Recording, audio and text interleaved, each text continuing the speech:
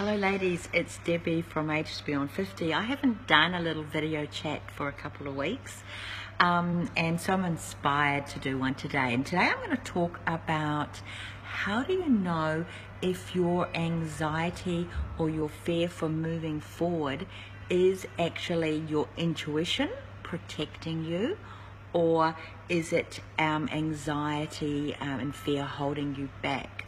So a couple of little processes to help you work this out, because really sometimes our fear is protecting us, sometimes our intuition is telling us something is not a great idea.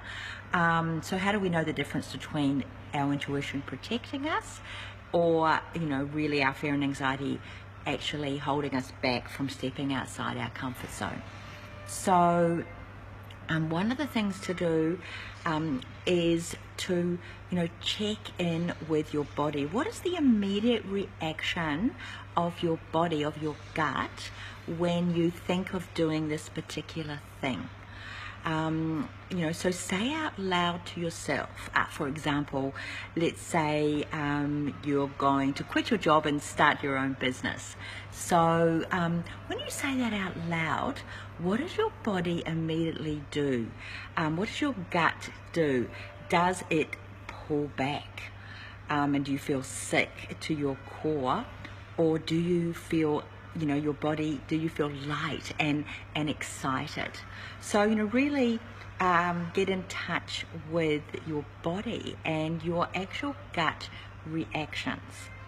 But if that doesn't really work for you, and definitely also in addition, another step to do is think, what is the worst case scenario if you went ahead and did this thing?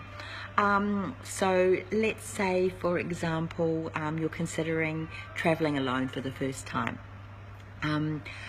What's the worst thing that could happen? And actually, how would you deal with that? How would you, respond to the worst case scenarios, the different challenges or things that could go wrong? And are they actually all that bad? Because often the worst case scenario type things we can actually deal with. We have a strategy that we can actually apply to minimize the risk of the worst case scenario. Or if we do face that worst case scenario, we can actually, respond and get out and, reverse what we're in the middle of. So often writing down the worst case scenario and thinking of how we would prevent it, minimize it, or deal with it actually makes us see that, well, actually my worst case scenarios aren't that bad. They're dealable with. The next little strategy is write down what your best case scenario would be. So really, and write it down, don't just think it through. So what can I gain from doing this thing that I want to do? What are the advantages? Write down, what will I miss out on if I don't do this? And spend, write down 50, 60, as many things as you can around the best case scenario and the advantages of doing this and how my future is going to look like if I do this, and what are, where will I stay if I don't do this?